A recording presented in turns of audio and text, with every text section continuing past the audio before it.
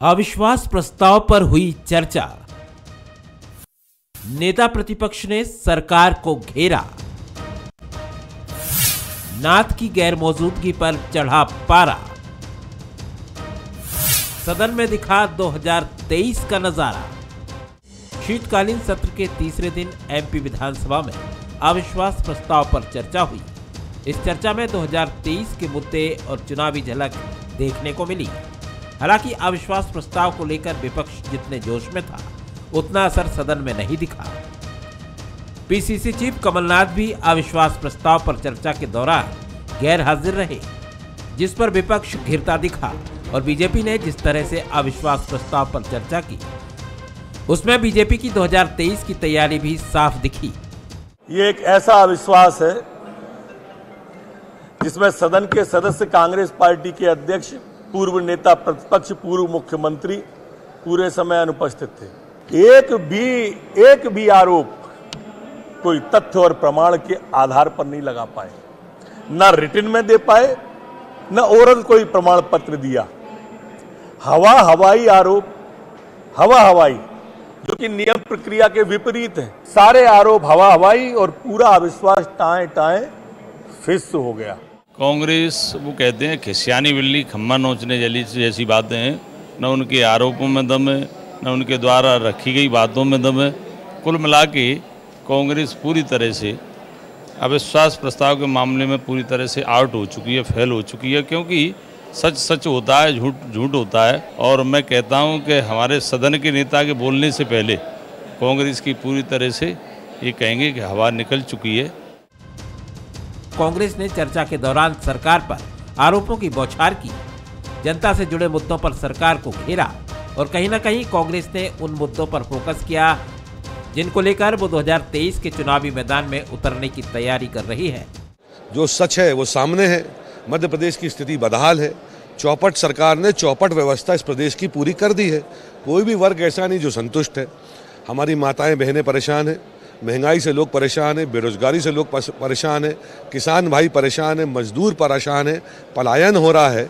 लाखों करोड़ों रुपए का कर्जा मध्य प्रदेश के ऊपर चढ़ गया, पर स्वर्णिम मध्य प्रदेश और सुखी कोई प्रदेश में दिख नहीं रहा है। तो चौपट सरकार ने चरपट व्यवस्था इस प्रदेश की कर दी है। राजनीतिक विश्लेषकों का मानना है कि शीतकालीन सत्र में बीजेपी और कांग्रेस अपनी अपनी तैयारियों को परख रही है। साथ ही किन मुद्दों पर एक दूसरे को घेरना है, इसकी भी प्रैक्टिस चल रही है। और यही वजह है कि सदन में जिस तरह बीजेपी और कांग्रेस आमने सामने दिख रहे हैं, वो 2023 की तस्वीर कही जा रही है। हालांकि 10 दिन के बाद चुनावी साल आने को है। इस चुनावी साल में बीजेपी और कांग्रेस कई बार आमने सामने दिखेंगे। मैं हूं शरद द्विवेदी और आज का हमारा मुद्दा है सदन में अविश्वास पर बहस जो है निरंतर चल रही है और आज भी देर रात तक ये जारी रहेगी। और ये जंग जो है, इस पर 2023 का रंग है। मेरे चश्मे में भी कुछ रंग हैं जो मुझे परेशान कर रहे हैं और इसीलिए पढ़ने में मुझे थोड़ी समस्या हो जाती है। अब इस चश्मे को भी बदलवाना है, इस वाले को भी, और इसके भीतर जो चक्षु हैं, थोड़ा बहुत परिवर्तन इनमें भी होना चाहिए। आज हम इसी महत्वपूर्ण विषय पर बात करेंगे क्योंकि लगातार मध्य प्रदेश में विपक्ष हमलावर होने की कोशिश कर रहा है। लेकिन कितना हमलावर वो हो रहा है, होने का प्रयास कर रहा है, और विपक्षी दल जितनी ताकत इसको लेकर जुटाने की कोशिश कर रहा है, सत्ताधारी दल उसकी तथाकथित कमजोरियों को उतना ही उठाने और रेखांकित करने की कोशिश कर रहा है। सदन में विपक्ष की तरफ से पीसीसी चीफ कमलनाथ जी के अनुपस्थिति का विषय बनाने की कोशिश हुई सत्ताधारी दल बीजेपी की तरफ से, और ये भी कहा गया कि ये एक नॉन सीरियस एटीट्यूड है। यह आरोप भी बीजेपी की तरफ से आया। और इसके साथ ही संसदीय कार्य मंत्री नरोत्तम मिश्रा जी ये भी कहते नजर आए कि पूरा सहयोग नहीं मिल रहा है नेता प्रतिपक्ष डॉक्टर गोविंद सिंह जी को। अब ये सुरसुरी छोड़कर हमेशा बीजेपी चाहती है कि कांग्रेस में तथाकथित रूप से अगर कुछ अंतर्विरोध है तो उस अंतर्विरोध की खाई को और चौड़ा किया जाए। लेकिन क्या ये वाकई अंतर्विरोध है? आज जिस तरह की घेराबंदी कांग्रेस की तरफ से सदन में दिखनी थी वो नहीं दिखी, तो इसका कारण क्या है? और क्या सत्ताधारी दल वाकई उसकी उम्मीद परवान चढ़ती है जब वो ये देखता है कि सदन में खुद सबसे महत्वपूर्ण नेता, नेतृत्वकर्ता कमलनाथ ही मौजूद नहीं है। तमाम बिंदु हैं, आज इसी पर हम बात करेंगे। पहले वो 3 सवाल जिन पर हम चर्चा करेंगे। सवाल नंबर 1, क्या अविश्वास प्रस्ताव पर चर्चा के दौरान दिखी गहमागहमी 2023 का ट्रेलर है? सवाल नंबर 2, क्या कांग्रेस की ओर से सदन में उठाए गए मुद्दे 2023 में भी गूंजेंगे? सवाल नंबर 3, क्या 2023 में बीजेपी इसी आक्रामकता के साथ कांग्रेस को घेरेगी? ये वो सवाल हैं। उन मेहमानों से मिलिए जो हमारे साथ हैं। सबसे पहले मिलिए, चिंतामणि मालवीय जी हैं, बीजेपी के वरिष्ठ नेता हैं, पूर्व सांसद हैं, उज्जैनी से आते हैं, उनका बहुत स्वागत है। प्रताप भानु शर्मा जी हैं, बहुत वरिष्ठतम नेता हैं कांग्रेस के, और उम्मीद की एक बहुत बड़ी मशाल भी हैं वो, कि उनकी शालीनता, उनकी सज्जनता बड़ी मदद करती है, और वो हमें भी भाषाई संस्कार देते हुए नज़र आते हैं। क्योंकि एक फिल्म आ रही है इन दिनों, जिसकी फिल्म का वो चर्चित नाम है, जिसका बीजेपी तो नहीं, सबसे पहले कांग्रेस के कर्ता धर्ता जो दिल्ली के एक बड़े नेता हैं, उन्होंने नाम लिया उस वफादार जीव का, और उसके बाद बीजेपी ने भी तुर्की ब तुर्की उसका जवाब देने की कोशिश की, और उससे फिल्म का प्रमोशन हो रहा है क्या?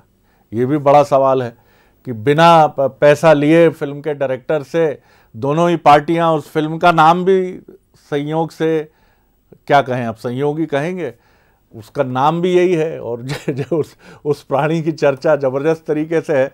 तो ऐसे में भाषाई संस्कारों की बड़ी ज़रूरत है, और मैं भी अपने को भी आश्वस्त कर रहा हूँ, और इस पैनल को भी, कि आज हम सब भी उसी मर्यादा सीमा के भीतर रहेंगे। मनोज सैनी जी हैं, पॉलिटिकल एडिटर, एग्जीक्यूटिव एडिटर, उनका मैं बहुत स्वागत करता हूँ।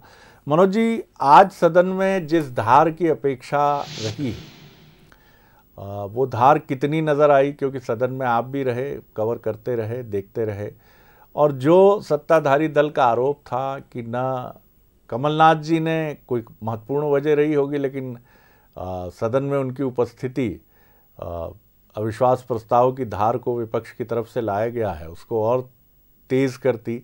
किस तरह से आपने देखा, और क्या किस तरह का मंजर आप कहेंगे? क्या वाकई ऐसा लगा कि विपक्ष जिस ताब से उसे घेरना था नहीं घेर पाया?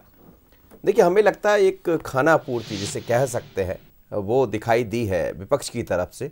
मैं बात विपक्ष की इसलिए कर रहा हूं कि आप यदि कोई व्हिप जारी करते हैं कि कोई विधायक नहीं जाएगा, और पीसीसी चीफ कमलनाथ जो पहले विपक्ष के नेता रहे हैं, उन्हें खुद जाना पड़े सिरोंज की एक सभा में, तो हमें लगता है ये मौका देता है भारतीय जनता पार्टी को बोलने का, और वही मौका आज उनको मिल भी गया।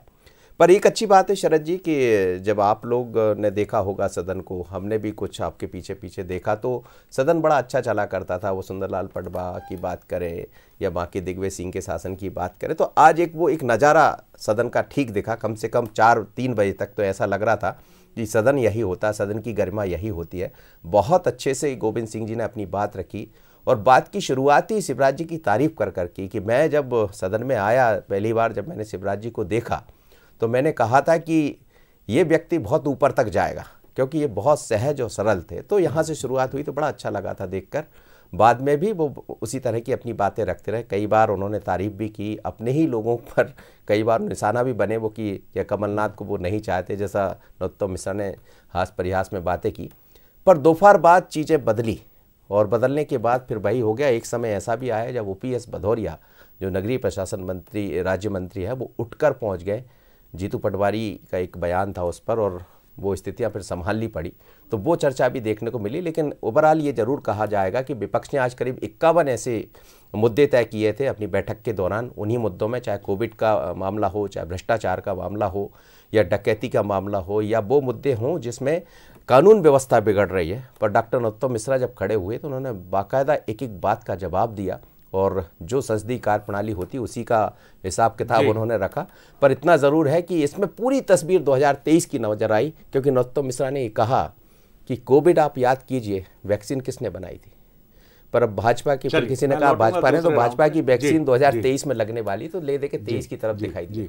क्या कहेंगे चिंतामणि मालवीय साहब, आप किस तरह से आप देखते हैं विपक्ष के इस अविश्वास प्रस्ताव को?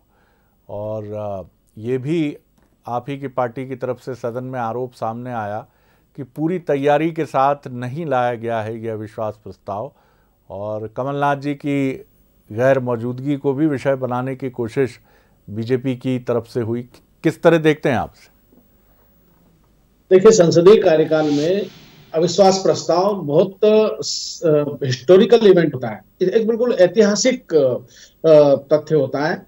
और मुझे ऐसा लगता है कि कांग्रेस में कोई भी नेता इस विषय को लेकर के गंभीर नहीं है और उन्होंने अविश्वास प्रस्ताव जैसे एक सर्वोच्च शक्ति जो विपक्ष को दी है, ये कोई बहुत आसान बात नहीं है। अविश्वास प्रस्ताव का मतलब है कि सरकार गिर सकती है, सारे मुद्दों पर उसमें बहस होती है, लेकिन जिस तरह अवमूल्यन कांग्रेस के नेताओं ने अविश्वास प्रस्ताव, इन्हें लाना ही नहीं चाहिए था प्रस्ताव, ये दूसरे किसी प्रस्ताव पर बात कर सकते थे, चर्चा कर सकते थे, अन्य मुद्दों पर चर्चा मांग सकते थे, लेकिन इन्होंने अविश्वास प्रस्ताव का जो अवमूल्यन किया है, मुझे ऐसा लगता है कि कांग्रेस के लोगों को फिर से विचार करना चाहिए कि भाई आपके जो नेतृत्व विहीनता का आरोप हम लोग लगाते हैं कि कांग्रेस के पास कोई नेता नहीं है, कोई नीति नहीं है, तो वो इस तरह के आयोजनों में स्पष्ट होता है कि देखिए आप कितनी बड़ी आयरोनी, कितना बड़ा मजाक है ये कि जो सदन को लीड करने वाला व्यक्ति वो सदन में नहीं है, तो उससे उसकी गंभीरता का पता चलता है।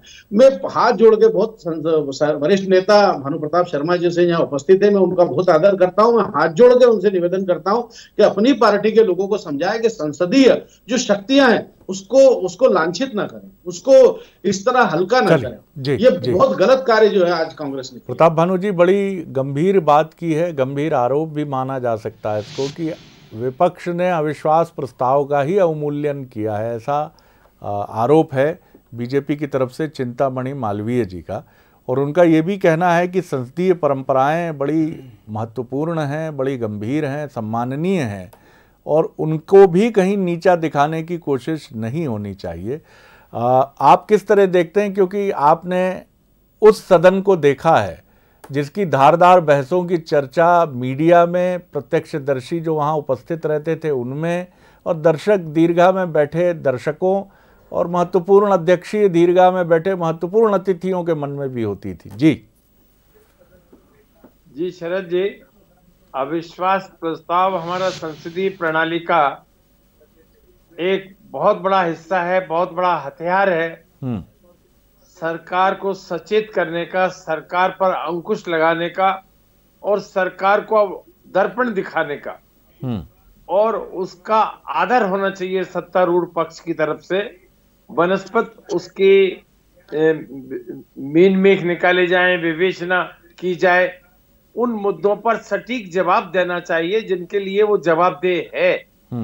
हमने ये देखा है कि जब भी चाहे वो संसद में या चाहे विधानसभा में अविश्वास प्रस्ताव आता है तो वो संविधान के अंतर्गत ही आता है और जो चलाने के विधान होते हैं उनके नियम के अंतर्गत ही आता है।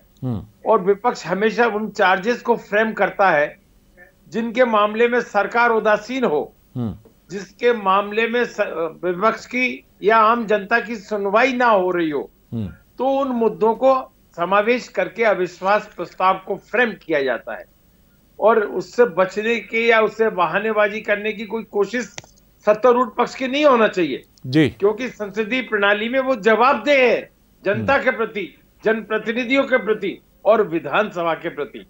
ये अविश्वास प्रस्ताव कल आना था, कल के लिए निर्धारित था और कमलनाथ जी का प्रोग्राम विदिशा सिरोंज में आने का 1 महीने पहले बन गया था, 21 तारीख का। वो उसे बदलना नहीं चाहते थे, तो ये कल की बजाय आज डिफर कर दिया गया और दोषारोपण लगा रहे हैं कमलनाथ जी के ऊपर। जब प्रतिपक्ष के नेता ने बहस प्रारंभ कर दी, अविश्वास प्रस्ताव पर सूची स्पीकर को दे दी गई 15-20 लोगों की, तो उसमें ऑब्जेक्शन करने वाला कोई प्रश्न नहीं होना चाहिए।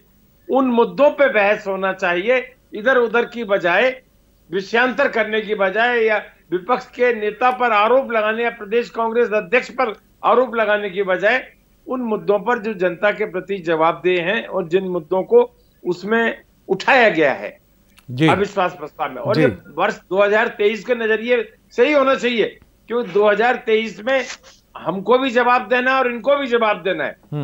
ये इसलिए ज्यादा जवाबदेह हैं कि मैंडेट इनको नहीं मिला था आम जनता का, 165 से 105 सीट पर आ गए थे। ये मैंडेट कांग्रेस को मिला था जनादेश मुख्यमंत्री बनने का, सरकार बनाने का कमलनाथ जी को मिला था, और जिस भ्रष्ट आचरण से, जिस सौदेबाजी से ने सरकार गिराई थी, उसके लिए भी जवाब मैं लौटता हूं दूसरे राउंड के लिए, मैं लौटता हूं दूसरे राउंड उसके लिए भी जवाबदेह यही है। और ये उस जवाबदेही से बचने के लिए अनर्गल आरोप लगा रहे हैं। चिंतामणि जी, चिंतन करिए, मनन करिए।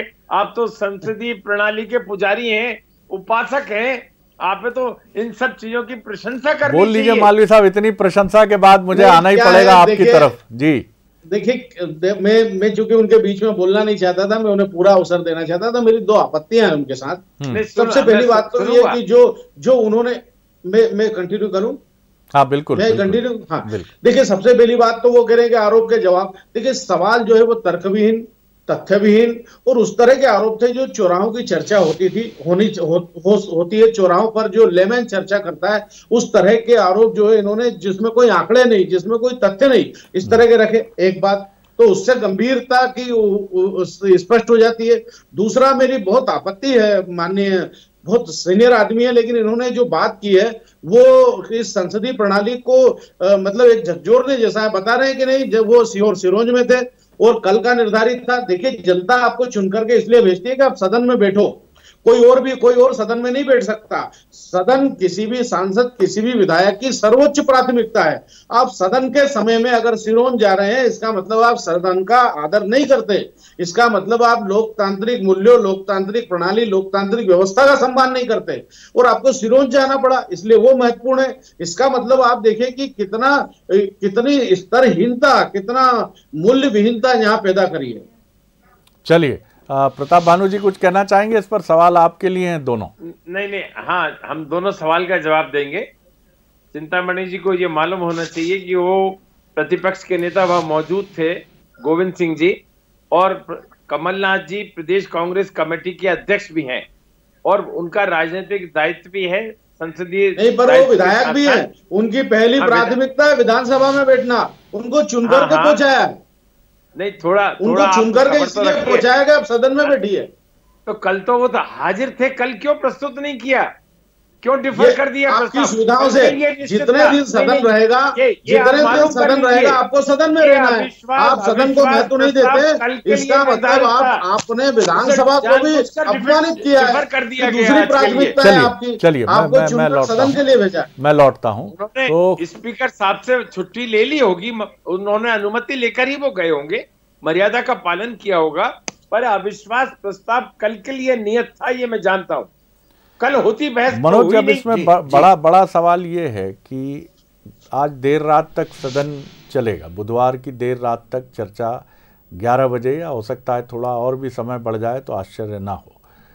तो क्या अविश्वास प्रस्ताव पर चर्चा आज देर रात तक ही इसके पूरे होने की संभावना है, और उसके बाद इसकी एडमिशिबिलिटी पर, ग्राह्यता पर अध्यक्ष का अभिमत हमें प्राप्त होगा कि इस अविश्वास प्रस्ताव के फेट यानी इसकी नियति के बारे में वो क्या निर्णय लेते हैं? निश्चित तौर पर लोकतांत्रिक प्रक्रियाओं में हम सब जानते हैं कि अनुमान लगाने की एक प्रक्रिया है, लेकिन क्या कमलनाथ जी को अवसर मिलेगा एक दिन बाद, यानी गुरुवार को, यानी ये गुरुवार को भी सदन में चर्चा विश्वास प्रस्ताव पर संभावित है?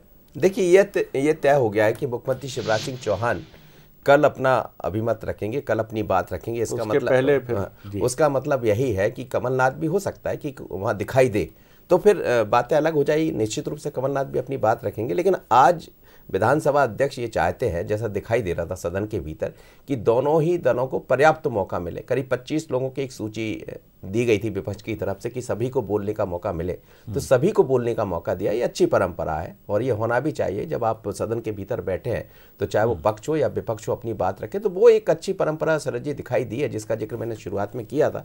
और ये अच्छी बात है, क्योंकि मध्य प्रदेश की जो सदन रहा है, मध्य प्रदेश की जो विधानसभा रही है, उसकी पहचान ही इसी रूप में होती है। जिस घटना का मैं जिक्र कर रहा था, उसको लेकर खुद नरोत्तम मिश्रा ने कहा कि मैं खेद व्यक्त करता हूं। तो इसका मतलब ये कि पटाक्षेप करने का प्रयास किया गया। आरोप प्रत्यारोप के दौर होगा, स्वाभाविक है कि सदन में यदि विपक्ष अपनी बात रखेगा तो पक्ष को अपना पक्ष रखने का मौका मिलना ही चाहिए। भूपेंद्र सिंह ने अपनी बात रखी या डॉक्टर नरोत्तम मिश्रा ने अपनी बात रखी, जो गृह और संसदीय कार्य मंत्री है, लेकिन पूरा सदन का आज जो नज़ारा दिखाई दे रहा है, उसमें कहीं ना कहीं सिर्फ 23 की तस्वीर नजर आ रही है। वही आरोप है जो आरोप लेकर कुछ दिन बाद कांग्रेस बाहर आने वाली, मैदान में आने वाली, वही वचन पत्र की चर्चा है जो 2018 के चुनाव में दिखाई दे रही थी। लेकिन इस बीच में 18 महीने, 15 महीने और 3 साल का जो शासन है, तो 3 साल वर्सेस 15 महीने की सरकार की जो बातें हो रही है उसी पर आकर आज पूरा ध्यान केंद्रित हो गया। तो ये एक दिखाई दे रहा है कि 23 की तैयारी में बीजेपी भी है और कांग्रेस भी है, लेकिन कहीं ना कहीं जिस अंदाज में भारतीय जनता पार्टी की सरकार यानी पक्ष ने अपनी बातें रखी है उसमें कहीं तैयारी थोड़ी कम नजर आई, मुझे ऐसा लगता है। हालांकि पूरी कोशिश ये की गई विपक्ष की तरफ से कि हम जवाब दे पाएँ। सज्जन वर्मा भी आज एक अलग उसमें थे, कहीं कोई ऐसी बहस नहीं थी। थोड़ी बहस दोपहर में जरूर सुनाई दी है, दोपहर के बाद अब फिर से सदन चल रहा है और देर रात तक करीब 11 बजे तक चलेगा। जो आप कह रहे हैं तो मुझे लगता है कल ये व्यवस्था देखने को मिलेगी, यानी कल तक भी सदन रहेगा, उसके बाद फिर अध्यक्ष अपनी व्यवस्था देंगे। सदन भी एक ऐसा लोकतंत्र का अखाड़ा है जहां जितनी वर्जिश होगी, जैसे किसी अखाड़े में या कोई म्यूजिशियन या कोई गायक रियाज करता है और कोई पहलवान वर्जिश करता है, और सदन के लिए इसके लिए अखाड़े में समय ज़्यादा देना पड़ेगा, तो अखाड़े की समयावधि भी बढ़ती चली जाए। एक महीने का सत्र होता है, 1.5 महीने का सत्र होता है, तो ज़्यादा वर्जिश या रियाज करने का मौका मिलता है। अब रियाज और वर्जिश के लिए मौका कम मिलेगा। चिंतामणि मालवीय जी और बेहतर समझ पाएंगे क्योंकि रियाजी शरीर के मालिक हैं वो, और उज्जैन में अखाड़ों की और इसकी बड़ी समृद्ध परंपरा है। तो जितना मौका मिलेगा आपको इसके लिए उतने ज़्यादा आप ताकतवर। और अब 4 दिन, 3 दिन, 5 दिन के सत्र होते हैं दोनों ही तरफ से। कुछ लोग अच्छे जो जिनकी आदत में है वो तो वर्जिश और रियाज अच्छा करते हैं, बाकी मेहमानों के लिए, माननीयों के लिए थोड़ी चुनौती हो जाती। क्या कहेंगे चिंतामणि जी आप? देखिए, मैं आपकी बात का समर्थन करता हूं और मुझे लगता है कि भानु प्रताप जी भी इससे इत्तेफाक रखेंगे। वास्तव में सदन लंबे चलने चाहिए ताकि नए लोगों को अवसर मिले, नए नेतृत्व उभरे, प्रशासन पर जो विधायक है, जो विधायिका है उसका नियंत्रण बने। तो लंबे चलने ही चाहिए सदन। और इसमें भी अगर एक लंबी चर्चा होती है तो वास्तव में चर्चा से ही समाधान है। ये तो लोकतंत्र और चर्चा एक दूसरे के पर्याय हैं। जितनी चर्चा होगी, जितने युवाओं को अवसर मिलेंगे वो तैयारी करेंगे, वो पढ़ेंगे, लिखेंगे। क्योंकि अभी ये बात सामने आई, चूंकि आप जब भानु प्रताप जी होते हैं तो डिबेट जैसी कोई बात होती नहीं। जब सामने अभी कुछ दिनों बात आई कि भाई कोई पढ़ता नहीं विधायक, तो पढ़ेंगे तब जब उनको एक प्रतियोगिता सामने होगी कि भाई हमको बोलना है, बेहतर परफॉर्मेंस देना है। तो परफॉर्मेंस के लिए व्यक्ति पढ़ेगा, आंकड़ों की जानकारी रखेगा, मुद्दों की जानकारी रखेगा, पीछे इतिहास में जाएगा। तो वो सब करने के लिए अगर हमें बहुत अच्छा लोकतंत्र चलाना है तो सदन, जो कि पूरे लोकतंत्र का केंद्र है, उसको भी हमें पर्याप्त समय देना चाहिए, लंबा समय मिलना चाहिए विधायकों को। और ये अगर 4-5 दिन 8 दिन चलता है तो इसमें कोई बुराई नहीं, मैं स्वागत करता हूं। अच्छी बधाई दूंगा चिंतामणि जी, आपने दलगत राजनीति की भावना से ऊपर उठकर एक बड़े परिप्रेक्ष्य के संदर्भ में बहुत गंभीरता से अपनी बात रखी और हम सब उससे सहमत हैं और उसका समर्थन करते हैं। भानु प्रताप जी। जी जी, एक तो चिंतामणि जी, मेरा नाम प्रताप भानु शर्मा है, उसे भानु प्रताप कृपा करके मत करिए। जी जी जी, आप पुराने साथी हैं, आपको तो पूरा नाम मालूम है। वो स्नेह है, स्नेह में कई बार व्यक्ति जो है थोड़ा सा, कई बार चीजें वो हो जाती हैं, लेकिन उनका प्रेम जो है वो प्रताप भानु में ही है। और नाम में क्या रखा है, दार्शनिकों ने कहा भी है कि दोनों बड़े सुंदर नाम है, भानु प्रताप भी कम नहीं और प्रताप भानु शर्मा की तो बात ही निराली है। जी बताइए। आपकी विवेचना का हम जवाब तो नहीं दे सकते शरद जी। जी सर, प्रणाम कर रहा हूँ आपको। जी नमस्कार जी। पर चिंतामणि जी की बात से पूरी तरह मैं सहमत हूँ।